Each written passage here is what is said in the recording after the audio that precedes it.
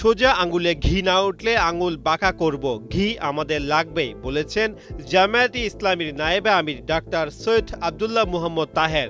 বৃহস্পতিবার পল্টনে এক সংক্ষিপ্ত সমাবেশে তিনি একথা বলেন।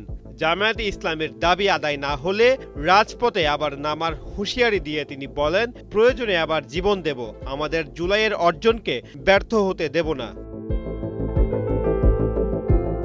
ষড়যন্ত্রকারীরা পরাজিত হবে উল্লেখ করে তিনি বলেন, জুলাই সনদ এই দেশের সংবিধানের অন্তর্ভুক্ত হবে। গণভোট জাতীয় নির্বাচনের আগে দেওয়ার দাবি জানিয়ে তিনি বলেন, আমরা এখন নিয়মতান্ত্রিক আন্দোলনে যাচ্ছি। সোজা আঙুলে যদি ঘি না ওঠে আঙুল বাঁকা করব, ঘি আমাদের লাগবেই।